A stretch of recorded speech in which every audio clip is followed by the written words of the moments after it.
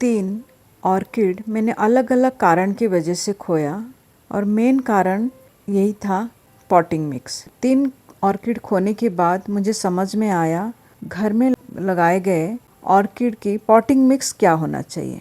तो आज मेरी टॉपिक है ऑर्किड की पॉटिंग मीडिया क्या होना चाहिए और मैंने अपने ऑर्किड किस लिए खोया वो भी मैं बीच बीच में बताऊंगी। गुड मॉर्निंग, नमस्ते, मैं दुर्गा पॉट टू प्लेट में आप सभी का स्वागत करती हूँ। थंबनेल में आपने देखा कि how to transplant orchid plant, पर मैं यहाँ पे जंगल दिखा रही हूँ आपको।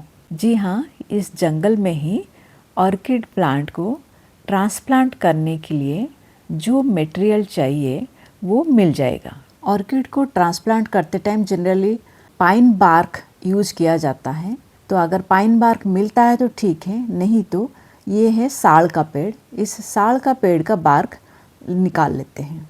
उसको निकालने के लिए देखिए मैं लेके आई हूँ एक खुरपी और एक दो ऐसे बार्क निकाल रही हूँ। तो दिखा देती हूँ मैं कैसे आपको बार्क निकालना है। सिंपल खुरपी को पेड़ के छाल, जो छाल होता है, बार्क मतलब हिंदी में छाल बोलते हैं, तो उसमें जो उभरा पोर्शन होता है वहाँ पर खुरपी को हल्का सा डालने के बाद ये आराम से ऐसे निकल आता है। बार्क या छाल को लेके आने के बाद इसको अच्छे से धो देते हैं। धोने के बाद बारिश की सीज़न चल रही है, इसलिए मैंने इनको बारिश के पानी में थोड़ी देर के लिए भिगो दिया है। बारिश के पानी से अभी इनको निकाल लेते हैं और साथ साथ में और भी ज़रूरत की चीज़ें होती है, जैसे मॉइस्चर पकड़ के होल्ड करके रखने के लिए हम नारियल के छिलके भी इसमें यूज कर सकते हैं। तो नारियल के छिलकों को भी मैंने थोड़ी देर के लिए बारिश के पानी में भिगो दिया था। सबसे पहले हमें लेना होगा एक पॉट। मैंने यहाँ लिया है एक मिट्टी का मटका जिसमें काफ़ी सारा मैंने होल्स कर दिए हैं। जो भी कंटेनर आप चूज करें लगाने के लिए उसमें काफ़ी सारे होल्स होने चाहिए और हमारी जो मीडिया हम यूज़ करेंगे उसमें मॉइस्चर को होल्ड करने का कैपेसिटी कम हो। जैसे ये नारियल की ऊपर का आउटर कवर या नारियल की छिलका या पेड़ की छाल, ईंट के टुकड़े, गमलों के टुकड़े, इनमें मॉइस्चर कम होल्ड करके रखेगा। साथ में हम लेंगे कोयला। ये है सबसे इम्पोर्टेंट इंग्रेडिएंट जो ऑर्किड के रूट्स को फंगस अटैक से बचाएगा और ऑर्किड के प्लांट को लॉन्ग लाइफ देगा। सबसे पहले हम एक एलोवेरा ले लेंगे और उसकी जेल को थोड़ा सा पानी में मिक्स कर देंगे। हम सब जानते हैं एलोवेरा के जेल रूटिंग हार्मोन का काम करता है, तो हमारी जो ऑर्किड है उसकी कोई भी रूट अगर डैमेज होगा या फंगस डिजीज होगा तो वो ठीक हो जाएगा। अभी इन ऑर्किड पॉट को खाली कर लेते हैं। बेसिकली 3 कारण के वजह से नर्सरी वाले ये कोकोपीट की मीडिया यूज़ करते हैं। पहला, बार बार उनको पानी देना ना पड़े। दूसरा, एक नर्सरी से दूसरी नर्सरी को ट्रांसपोर्टेशन में पानी के अभाव से पौधा मर ना जाए, इसीलिए भी ये लोग यही मीडिया यूज़ करते हैं। तीसरा, ट्रांसपोर्टेशन के टाइम पे वेट बढ़ ना जाए करके भी यही मीडिया वो लोग यूज करते हैं। अभी देख लेते हैं इसमें कितनी रूट्स अच्छी हैं और कितने खराब। जो भी रूट्स पॉट के नीचे होल के पास थे वो सारे हेल्दी हैं और जो भी पॉट को लग कर हैं वो सारे खराब हैं, क्योंकि पॉट चारों तरफ से कवर था। अभी हेल्दी रूट्स को डैमेज नहीं पहुंचाते हुए जितने सारे ख़राब रूट्स हैं, जो सॉफ्ट रूट्स हैं, जिसको पकड़ने से रूट सॉफ्ट लग रहा है, वो सारे हटा देंगे। और ये जितना कोकोकॉयर है, ये जो सड़े हुए नारियल के छिलके हैं, उनको भी हम हटा देंगे। हर प्लांट्स की रूट्स जैसे उसके लिए इम्पोर्टेंट होता है, ऐसे ऑर्किड प्लांट का रूट्स भी उसके लिए इम्पोर्टेंट होता है। जितने सारे सॉफ्ट रूट्स होते हैं जो सड़ गए हैं उनको हटा देंगे। जो भी सीजर आप यूज़ कर रहे हैं उसको स्टेरिलाइज कर लीजिए और उसके बाद उसको यूज करना है। आराम से, ध्यान से मैंने सारे रूट्स हटा दिए हैं। अब मैं इसको एलोवेरा पानी में डिप करके आधे घंटे के लिए छोड़ दूंगी। वीडियो की शुरुआत में ही मैंने बताया था कि मैंने अपनी 3 ऑर्किड मीडिया के वजह से ही खोया है। मेन इम्पोर्टेंट होता है इस मीडिया।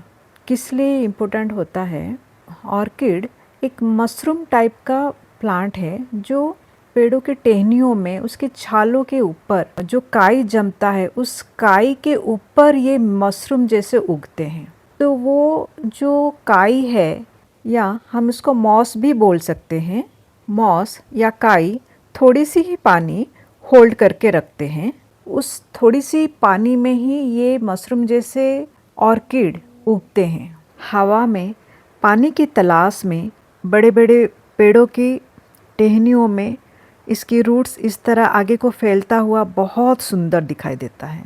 अभी हम वही एटमॉस्फेयर इसी ऑर्किड को देंगे। इसमें रूट के आसपास सबसे पहले मैं चारकोल डालूंगी। चारकोल रूट में कोई भी इन्फेक्शन होने नहीं देता है और थोड़ा सा मॉइस्चर वो रिटेन करके रखता है। छाल भी हल्के से मॉइस्चर को रिटेन करके रखेगा और ऑर्किड के रूट्स पेड़ों के छालों को अच्छे से पकड़ के रखेगा। थोड़ी सी नारियल के छिलके भी हम इसमें यूज करेंगे ताकि इंडिया की जो गर्मी है उस गर्मियों में गर्म हवा से बहुत जल्दी पानी सूख जाएगा। इसीलिए नारियल के छिलके हम आउटर साइड में, पॉट की आउटर साइड में लगाएंगे। उसमें रूट की कांटेक्ट में बहुत ज़्यादा मॉइस्चर नहीं होगा और पानी की तलाश में रूट्स इस तरह पॉट के आउटर साइड को आएंगे। अभी आप सोच रहे होंगे इस मीडिया में तो पानी रुकेगा ही नहीं, पानी बहुत आसानी से निकल जाएगा।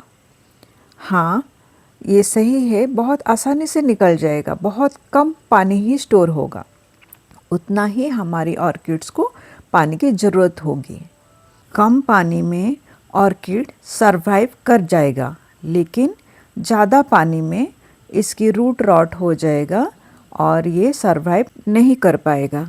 ऑर्किड को अपनी पॉटिंग मीडिया बार बार चेंज करना भी अच्छा नहीं लगता है, इसीलिए भी उसको ऐसे मीडिया देना चाहिए जो बहुत जल्दी गलता ना हो। ऑर्किड कई वैरायटी के आती है। ये है डैंडोड्रियम ऑर्किड। इस ऑर्किड को आप रेनी सीजन या विंटर सीजन में ट्रांसप्लांट कर सकते हैं, लेकिन समर सीजन में किसी भी ऑर्किड को ट्रांसप्लांट करने से बचना चाहिए। इस तरह की मीडिया में आप रेनी सीजन में 2 या 3 दिन में एक बार पानी दे सकते हैं। गर्मियों में डेली 2 बार दे सकते हैं। विंटर में 15 दिन या 20 दिन में एक बार पानी दे सकते हैं। पानी आप ऊपर से स्प्रे करके भी दे सकते हैं या किसी पानी वाली पॉट के अंदर इस पॉट को रख देने से भी वो पानी नीचे से ऑब्जर्व कर लेगा। I hope basic knowledge media के ऊपर आपको मिल गया होगा। Thank you for watching the video. God bless you all.